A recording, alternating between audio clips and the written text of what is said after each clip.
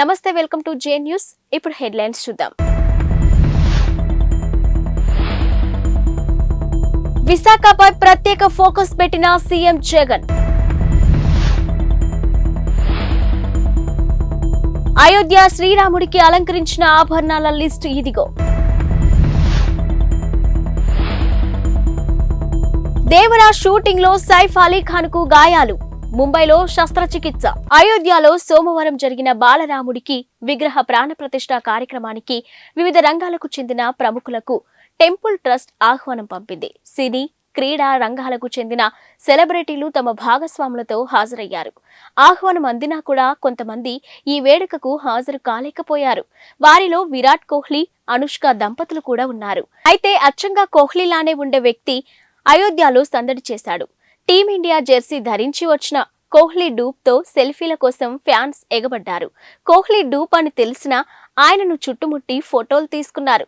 తొలుత సరదాగా సాగిన ఈ తతంగం కాసేపటికే తోపులాట దాకా వెళ్ళింది. దీంతో బెదిరిపోయిన కోహ్లీ డూప్ చుట్టుముట్టిన జనంలో నుంచి కష్టం మీద బయటపడ్డాడు. ఆపై వేగంగా అక్కడి నుంచి వెళ్లిపోయాడు. ఈ ఘటనకు సంబంధించిన వీడియో ప్రస్తుతం సోషల్ మీడియాలో వైరల్ గా మారింది. దీంతో సెలబ్రిటీలకే కాదు, వారి పోలికలతో ఉండే డూప్లకి కూడా అభిమానుల బెడద తప్పలేదంటూ వీడియో చూసిన నెటిజన్లు కామెంట్లు పెడుతున్నారు.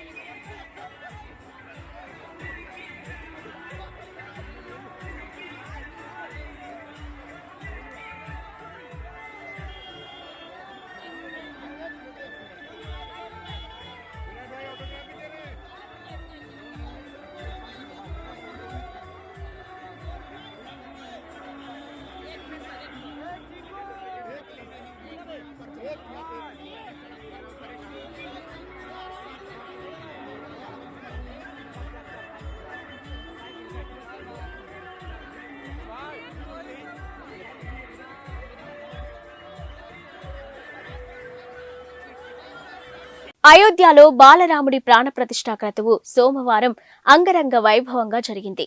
రామ్లల్లా విగ్రహానికి మైసూరుకు చెందిన ప్రముఖ శిల్పి అరుణ్ యోగిరాజు రూపొందించగా ఆధ్యాత్మిక శోభ, సాంప్రదాయం ప్రకారం దైవిక ఆభరణాలు, ప్రత్యేక వస్త్రాలతో అలంకరించారు.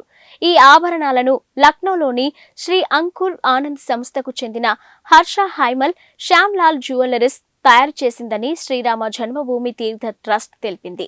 ఇక ఆధ్యాత్మిక రామాయణం, వాల్మీకి రామాయణం, రామచరితమానస్, అలవందర్ స్తోత్రం వంటి గ్రంథాలలో శ్రీరాముడి వైభవం, ధరించిన దివ్య ఆభరణాల గురించి విస్తృతమైన అధ్యయనం చేసిన తర్వాత వీటిని రూపొందించినట్టు వెల్లడించింది.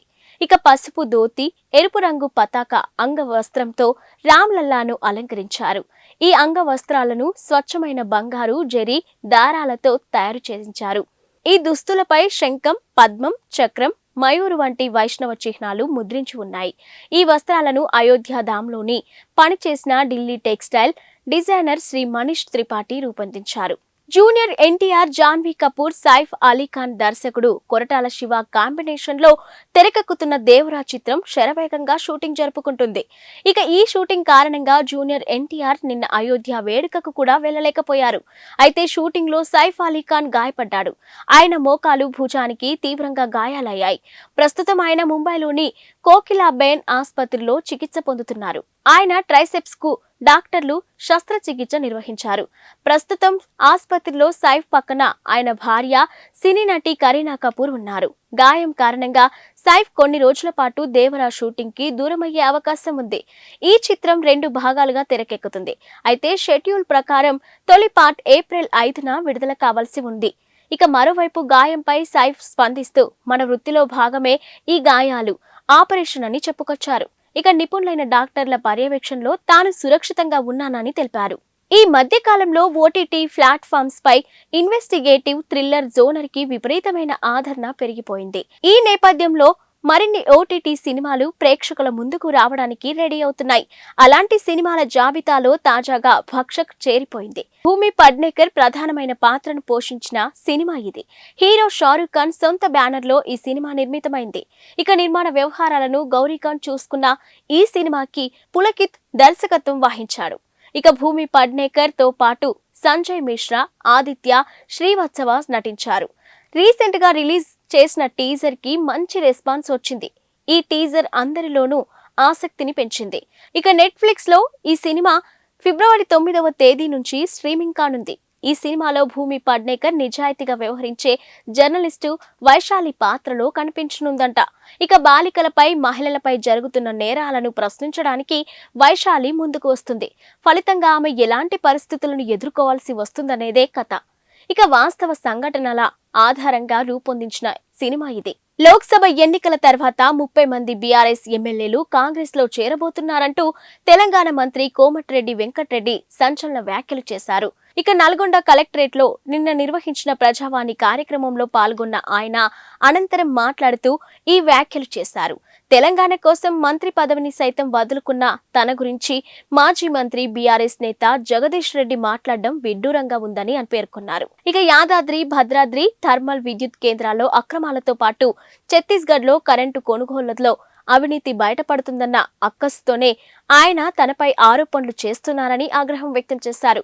ఎన్నికల సమయంలో ఇచ్చిన 6 గ్యారంటీలను 100 రోజుల్లో అమలు చేసి తీరుతామని పునరుద్ఘాటించారు. Team India star batsmen Shubman Gill, cricket దిగ్గజం సచిన్ టెండూల్కర్ తనయ సారా టెండూల్కర్ ప్రేమలో ఉన్నారంటూ చాలా కాలంగా ప్రచారం జరుగుతున్న సంగతి తెలిసిందే. వీరిద్దరూ పెళ్లి చేసుకోబోతున్నారంటూ గతంలో వార్తలు కూడా వచ్చాయి. అయితే వీరి మధ్య రిలేషన్షిప్ పై ఎవరు ఇంతవరకు బహిరంగంగా స్పందించింది లేదు.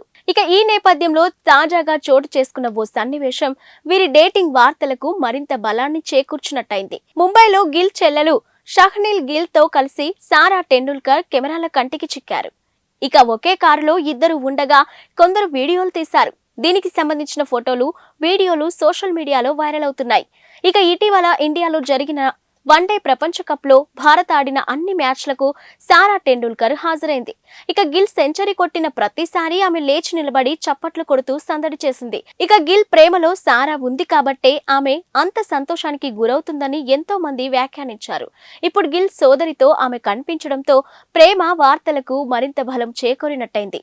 ఆంధ్రప్రదేశ్ కాంగ్రెస్ నూతన అధ్యక్షురాలిగా నియమితురాలైన వైఎస్ షర్మిల కార్యక్షేత్రంలోకి దిగారు. నేటి నుంచి ఈ నెల 31వ తేదీ వరకు 9 రోజుల పాటు రాష్ట్రంలో పర్యటించనున్నారు. ఈ రోజు ఉదయం 8 గంటల నుంచి 11 గంటల వరకు శ్రీకాకుళం జిల్లాలో పర్యటిస్తారు. ఇక పార్టీ పరిస్థితిపై ఇచ్చాపురంలో నేతలతో సమీక్షిస్తారు. ఆ తర్వాత పార్వతీపురం చేరుకొని మధ్యాహ్నం 2 గంటల 30 నిమిషాల నుంచి 3 గంటల 30 నిమిషాల వరకు మన్యం జిల్లాకు సంబంధించి సమీక్షిస్తారు.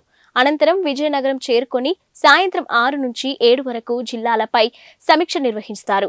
ఇక విశాఖపట్నం, అల్లూరి సీతారామరాజు, అనకాపల్లి జిల్లాలు, ఎల్లుండి 25న కాకినాడ, అంబేద్కర్ కోనసీమ, పశ్చిమ గోదావరి జిల్లాలను, ఇక 26న తూర్పు గోదావరి, ఏలూరు, ఎన్టీఆర్ జిల్లాల్లో పర్యటించి పార్టీ పరిస్థితిపై సమీక్ష నిర్వహిస్తారు.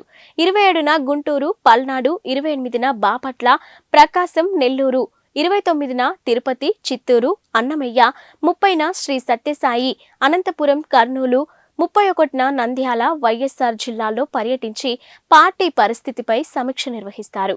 అయోధ్య రామ మందిరంలో బాలరాముడి విగ్రహ ప్రాణ ప్రతిష్ఠ కార్యక్రమం నిన్న అంగరంగ వైభవంగా జరిగింది.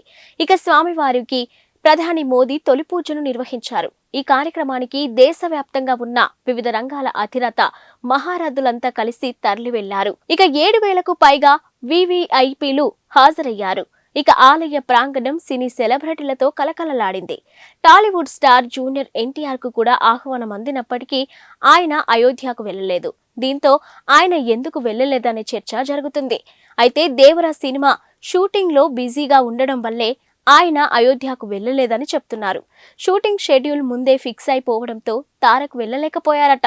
ఇక షెడ్యూల్ ని తారక్ బ్రేక్ చేస్తే తోటి నటీనటులతో పాటు నిర్మాతలు కూడా ఇబ్బంది పడాల్సి ఉంటుందనే ఉద్దేశంతోనే తారక్ అయోధ్యకు వెళ్లలేకపోయారని అంటున్నారు. అయితే ఈ వార్తల్లో ఎంతవరకు నిజం ఉందనేది తెలియాల్సి ఉంది. అయోధ్య రామ జన్మభూమి ట్రస్ట్ కు విరాళ పర్వం కొనసాగుతుంది. సోమవారం బాలరాముడి విగ్రహ ప్రాణ ప్రతిష్ఠ కార్యక్రమంలో పాల్గొన్న భారత అపర కుబేరుడు రిలయన్స్ ఇండస్ట్రీస్ అధినేత ముఖేష్ అంబానీ కుటుంబం 2.51 కోట్ల భారీ విరాళాన్ని ప్రకటించింది. రామ జన్మభూమి ట్రస్ట్ కు ఈ పెద్ద మొత్తాన్ని ఇస్తున్నట్టు ఒక ప్రకటన విడుదల చేసింది.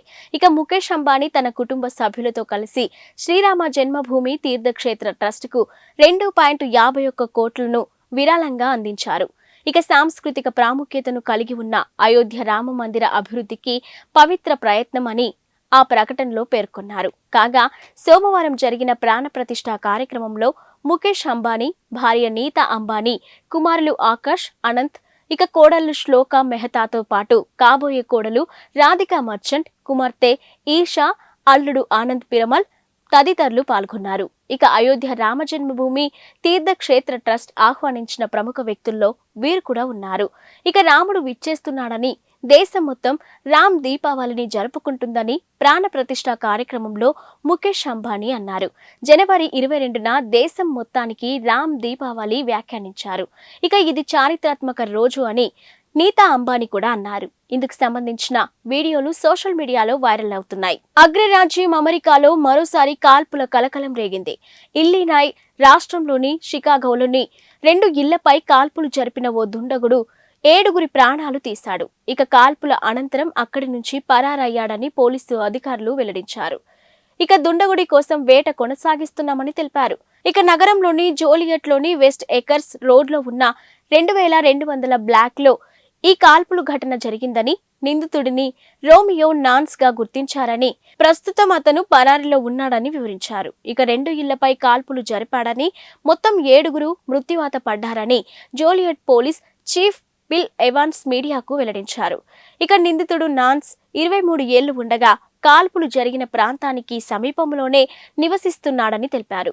ఎరుపు రంగు టయోటా క్యామ్రీ కారులో పరారైనట్టు భావిస్తున్నామని, అతడి వద్ద ఆయుధం ఉందని, అతన్ని ప్రమాదకరంగా పరిగణించాలని అక్కడి పౌరులను జోలియట్ పోలీస్ డిపార్ట్మెంట్ అప్రమత్తం చేసింది. ఇక నాన్స్ కి సంబంధించిన సమాచారం, అతడి జాడకు సంబంధించి ఏవైనా వివరాలు తెలిస్తే స్థానిక పోలీసులకు సమాచారం అందించాలని కోరారు. కాగా అగ్రరాజ్యం అమెరికా కాల్పుల ఘటనలతో వణికిపోతుంది. ఇక గణనీయ సంఖ్యలో మరణాలు నమోదవుతున్నాయి. ఇక ఈ ఏడాది మొదటి 3 వారాల్లోనే 875 తుపాకీ కాల్పుల మరణాలు నమోదైనట్టుగా గణాంకాలు చెప్తున్నాయి. ఇవి ఇప్పటివరకున్న బులెటిన్ అప్డేట్స్.